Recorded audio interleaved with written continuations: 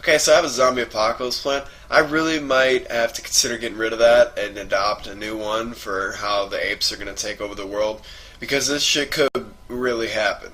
It really could. Hi, my name is KALEL, and we're going to be bringing you another movie review. What we're going to be reviewing today is Dawn of the Planet of the Apes. The movie was directed by Reeves. It was stunningly spectacular. There was times when you actually think, like in the first seconds of the movie, when you actually think these apes are human. These apes are real. For instance, there's a shot where you have Caesar and it pans in like this and just pans out. And when I tell you that I really thought that was a real ape and they just, painted his face, no, that was actually CGI. But it brings this to a whole nother level. The movie itself was stunning. It was spectacular. The first 2 minutes of the movie where they describe how a virus, kind of like I Am Legend, where basically wipes out the entire human population except for specific people who are immune. The whole rotating of the Earth and on the landmass, it actually shows footage and it shows how it's being spread. But if you go and see the 3D version, you actually get a broader spectrum because it's actually popping out at you. It's not just an overlay, a cheesy overlay that some movies just throw in 3D on. No, literally, it was spectacular.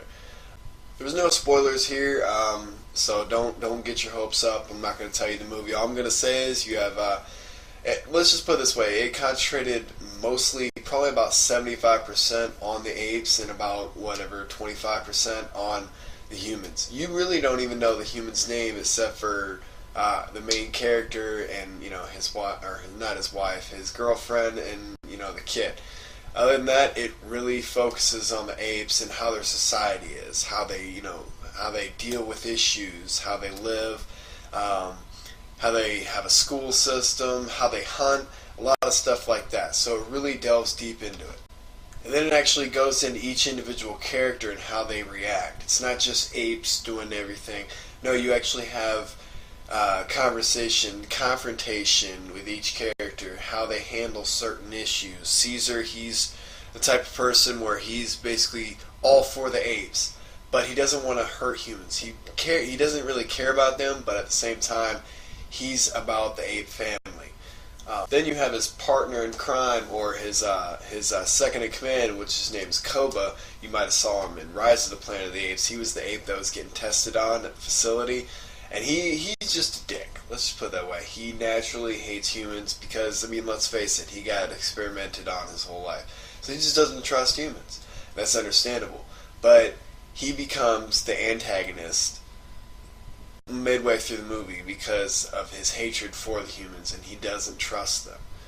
You start to see a divide with Caesar versus Koba, where people follow Koba and relate to him and understand where he's coming from, and then you have people that are still loyal to Caesar and are like, you know what, ape stronger together, and Koba's doing whatever. He doesn't really care. He understands, but they all have this system that they all have to go through Caesar and understand that he is the one that brought them out of the cages, brought them to intelligence. So.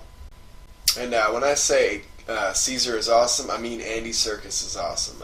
He's played in a lot of movies. You might know him as Smeagol from Lord of the Rings, or Gollum, or whatever you want to call him, but that's his real name. He plays Caesar in this one, and you actually get that feel that he possibly could win an award, but hey, it's okay. He's mocap, so it doesn't really, I don't think he could. But anyways, his character plays a father of 2 children, and he's basically got a wife who's sick.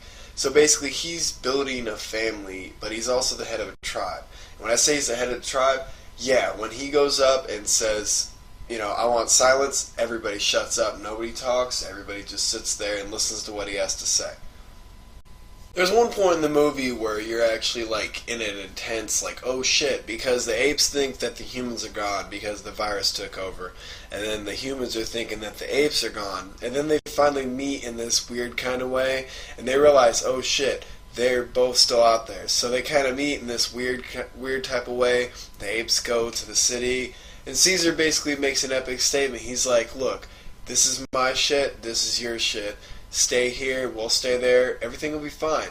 And that would have been predictable of a movie to be like, okay, you know, everything happens, or something, you know, happened with the humans where they're just like, we're going to go attack them, or the apes are just like, we're going to go attack them. But it didn't happen like that, because you have the main human character. He's basically like, you know, I want to go out there and I want to see what's going on, because he's different. They're not like regular apes. They're, you know, they're intelligent, and we want to know what their society is based off of, and stuff like that. And it just really takes a lot of different turns, you know. I don't really know how else to explain that. It's not a typical movie. It doesn't really go along a line. It actually kind of goes in different ways.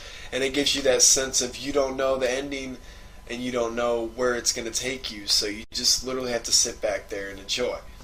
There's not a lot of quirks in there from the original series, which is kind of good because, I mean, this is a really serious movie. It was like 2 hours long, which is not really long, but it's not really short. So I'd have to say that it was really, really good, because it wasn't like Transformers where it was 2 hours and, you know, 45 minutes of non-stop explosions, or just 2 hours and 45 minutes in general.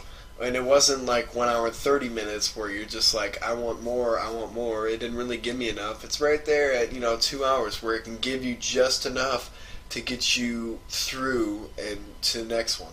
And then at the very end, they have this really iconic kind of Planet of the Apes type ending, which is actually good because, like I said, it doesn't have a lot of quirks from the original series, but this one it does. And it's not a bad one. It's not cheesy. It's actually really good. So I love this movie. I think this movie was grand. I think that looking from Rise of the Planet of the Apes to Dawn of the Planet of the Apes, we've come a long way, but we haven't really noticed it until just now, because in Rise of the Planet of the Apes, yeah, the CG was good, and it was really, really good. But in this one, you actually feel like the apes really exist. Like they're actually not like tennis balls, or they're not, you know, Andy Serkis with a whole bunch of mocap balls all over his body and stuff like that, and just, you know, being superimposed into the shot. No, they actually look like they're there. The humans are talking to the apes are talking to the humans. That's what it feels like.